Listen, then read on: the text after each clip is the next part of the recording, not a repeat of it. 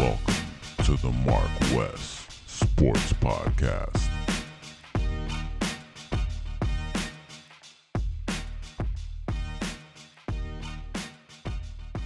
Be doing right now. You know what it is. It's the MarcWes Sports Podcast. Marcus Benjamin here with Wesley Pierre, giving you real sports talk from the crib, Dade County, Broward County, Palm Beach County, South Florida, whatever you want to call it. The bottom of the map. All the way on the other side of the map, we had a Super Bowl that happened over there in the desert, Arizona. I just want to go out and say the rest is trash. The rest is trash. And the holding call, I don't know if you've seen the post on Kane County. I've seen it. The holding call, very similar to a very controversial call that went against us, the Miami Hurricanes, back in the day against the Ohio State Buckeyes 0-2 championship game. Three receivers to the left, two to the right. The two to the right are Jenkins and Gamble. Claret, Vance, and Hartsock to the left. Craig Krenzel in a shotgun. 4th and 3. Ohio State at Miami's 5 here in overtime. Here comes the Snap to blitz. Krenzel. Blitz coming. Throws right corner of the end zone. And batted away from Gamble. And the game is over. Flag! There's a flag! Wow, that came late. It's a flag! A penalty flag dropped as Glenn Sharp, There's a the flag. cornerback, had covered Chris Gamble in the right corner of the end zone. He got mugged, and they were right there. That'll be first down on the 1 yard line. Wow. People had started to stream onto the field. Get The off the fireworks are going off here at Sun Devil Stadium. Glenn Sharp had covered Chris Gamble in the right corner of the end zone and had violated him. Pass interference will give Ohio State first down, keeping the overtime going. I think it was uncalled for. I think in certain situations, you got to let them play. It's just like in the last few minutes of the game, you know, you got to let them play, especially since you haven't called a holding call the entire game. You wait until the most critical moment to throw a flag, holding, defensive holding, and holding technically can be called pretty much any play. So I just want to know what the payoff was for the ref. You know what I'm saying? And I'm mad I didn't get in with boy on that bread. But for them to do what they did to give them a chance, because they would have had a minute and something left. You know, and there's plenty of times pretty much throughout the whole game, except for that towards the second half, they couldn't stop Philly. So I feel like they would have got at least in field goal range to tie the game up. So yeah, that's my take on it. Yes, Wes won the bet against with me because Patrick Mahomes won the game. It was a great Super Bowl. Super Bowl. It was back and forth. But I think Philly lost this Super Bowl more than KC won it, because they had the opportunity to really kind of put this game away in the first half. They were up by 10 at half, but it could have been 13 or 17 at half. If it wasn't for Jalen Hurts with the fumble, the scoop and score, I think that was the most critical play in the game, besides that egregious holding penalty at the end of the game. The critical part of that game definitely for me was that fumble return for a touchdown. Yep. What you got to say, Wes? Westradamus is right again. That's how we're gonna start that out. Yeah, man. You know, I said it was gonna be a win by KC by 3, and guess what? KC by 3. Took my dog Marcus money. But you was in on that bet. You was in on that bet, huh? I mean, you was in on that call. You got paid off too. Yeah, you know, I spoke to the football guys, the same football guys that spoke to Arian Foster. It's funny, before we started taping, Arian was telling me about how the NFL is rigged and how every year he used to get a script. Yeah. Day one of training camp that would get dropped off at his locker. And you would have to, you know, it was like week 1, you'll do this. Week 2, you're going to have a hamstring injury. Week 3, this is going to happen. Yeah. Week 4, you're going to get 3 touchdowns. And so then you just have to, did you memorize those before the season started? Or would you go and rehearse the script before every game? We're really dedicated to it, so it was more so like that's what practice was about. It was about practicing the script. Like, this is what goes on, and this is what we have to do in order to. Yeah. And this referee's going to miss this call because they hate you and they love the Colts, that sort of thing. WWF, so it's like, you know, we know what's going to happen, but you still got to put on a show. You know, I read the script, and the script said we need Patrick Mahomes to have another Super Bowl before all these other peons, all these other peasants get a Super Bowl. So I loved what I was seeing. You feel me? I kind of was upset in the beginning because I'm like, fuck, I'm going to give Marcus this money, man. Every time I bet, I'm going to lose. But when I give advice, I win. You feel me?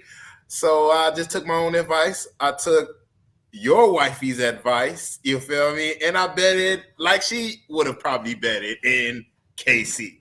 So we won, just like I said. And the call that you're talking about when you're saying that it was egregious, it wasn't an egregious call. It was a holding call. Now, do you call that at the end of the game? Not necessarily. You know what I'm saying? Especially the ball. Calling it all game. Exactly. I mean, trust me. I believe and I agree with everything that you're saying right now. But in a critical game, it could go either way. If they didn't call it, KC fans would have been like, "Oh, it was a holding. It was a pass interference. They didn't call it." I mean, in the beginning of the game, there was a lot of calls that was missed. You feel what I'm saying? Where Kansas City wide receivers were putting their hands in the air, looking at the referees like, "Dog, you didn't see that was a penalty. That was a holding. That was a pass interference."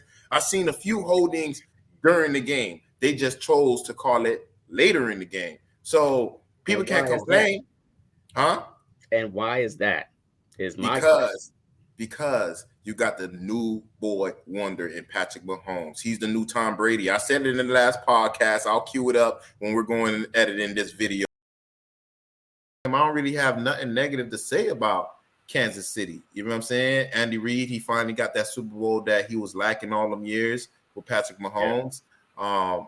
And he's been making Patrick Mahomes be the next Tom Brady at an early age. But look, it's time for the new era, the new generation of quarterbacks.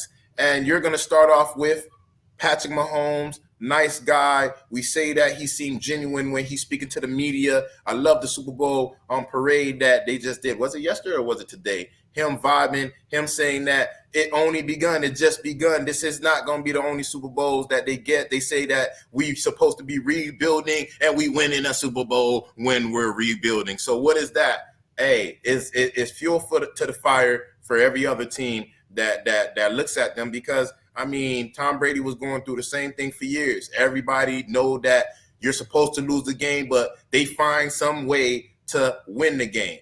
And that's exactly what he did. He did his thing.